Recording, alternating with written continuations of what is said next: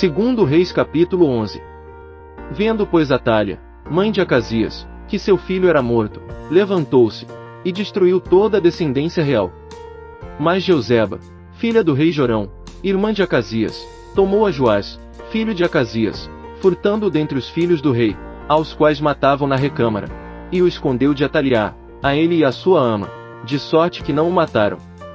E esteve com ela escondido na casa do Senhor 6 anos, e Atália reinava sobre o país.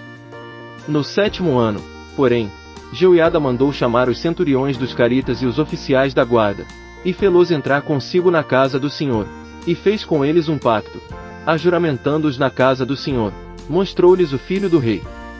Então lhes ordenou, dizendo: Eis aqui o que haveis de fazer, 1/3 parte de vós, os que entrais no sábado, fará a guarda da casa do rei. Outra 1/3 parte estará à porta sur, e a outra 1/3 parte à porta detrás dos da guarda. Assim fareis a guarda desta casa, afastando a todos. As 2 companhias, a saber, todos os que saem no sábado, farão a guarda da casa do Senhor junto ao rei.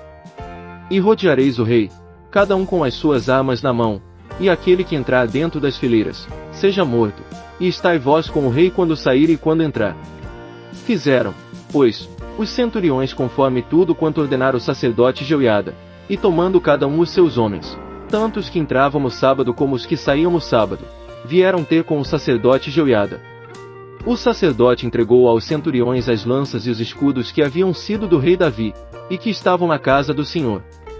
E os da guarda, cada um com as armas na mão, se puseram em volta do rei, desde o lado direito da casa até o lado esquerdo, ao longo do altar e da casa. Então Jeoiada lhes apresentou o filho do rei, pôs-lhe a coroa, e lhe deu o testemunho, e o fizeram rei e o ungiram e, batendo palmas, clamaram: Viva o rei! Quando Atália ouviu o vozerio da guarda e do povo, foi ter com o povo na casa do Senhor. E olhou, e eis que o rei estava junto à coluna, conforme o costume, e os capitães e os trombeteiros junto ao rei, e todo o povo da terra se alegrava e tocava trombetas. Então Atália rasgou os seus vestidos, e clamou: Traição! Traição! Então Jeoiada, o sacerdote, deu ordem aos centuriões que comandavam as tropas, dizendo-lhes: Tirai-a para fora por entre as fileiras, e a quem a seguir matai-o à espada. Pois o sacerdote dissera: Não seja ela morta na casa do Senhor. E lançaram-lhe as mãos e ela foi pelo caminho da entrada dos cavalos à casa do rei, e ali a mataram. Ora, Jeoiada firmou um pacto entre o Senhor e o rei e o povo, pelo qual este seria o povo do Senhor, como também firmou pacto entre o rei e o povo. Então todo o povo da terra entrou na casa de Baal, e a derrubaram, como também os seus altares, e as suas imagens, totalmente quebraram, e a Matã, sacerdote de Baal, mataram diante dos altares. Também o sacerdote pôs vigias sobre a casa do Senhor. E tomou os centuriões, os caritas, a guarda, e todo o povo da terra, e conduziram da casa do Senhor o rei, e foram pelo caminho da porta da guarda, à casa do rei, e ele se assentou no trono dos reis. E todo o povo da terra se alegrou, e a cidade ficou em paz, depois que mataram Atália à espada junto à casa do rei. Joás tinha 7 anos quando começou a reinar. Segundo Reis capítulo 12. Foi no ano 7º de Jeú que Joás começou a reinar, e reinou 40 anos em Jerusalém. O nome de sua mãe era Zíbia, de Berseba. E Joás fez o que era reto aos olhos do Senhor todos os dias em que o sacerdote Jeoiada o instruiu.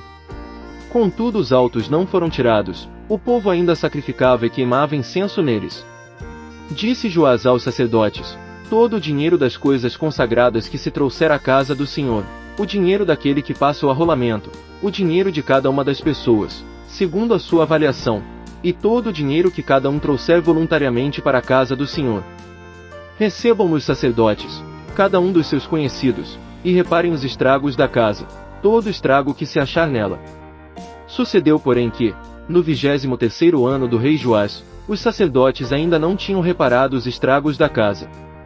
Então o rei Joás chamou o sacerdote Jeoiada e os demais sacerdotes, e lhes disse: Por que não reparais os estragos da casa? Agora, pois, não tomeis mais dinheiro de vossos conhecidos, mas entregai-o para o reparo dos estragos da casa. E consentiram os sacerdotes em não tomarem mais dinheiro do povo, e em não mais serem os encarregados de reparar os estragos da casa. Mas o sacerdote Jeoiada tomou uma arca, fez um buraco na tampa, e a pôs ao pé do altar, à mão direita de quem entrava na casa do Senhor. E os sacerdotes que guardavam a entrada metiam ali todo o dinheiro que se trazia à casa do Senhor. Sucedeu, pois, que, vendo eles que já havia muito dinheiro na arca, o escrivão do rei e o sumo sacerdote vinham, e ensacavam e contavam o dinheiro que se achava na casa do Senhor.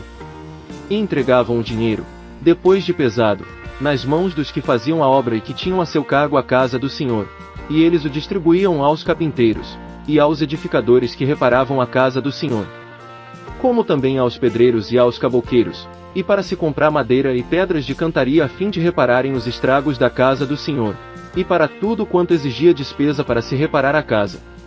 Todavia, do dinheiro que se trazia à casa do Senhor, não se faziam nem taças de prata, nem espevitadeiras, nem bacias, nem trombetas, nem vaso algum de ouro ou de prata para a casa do Senhor.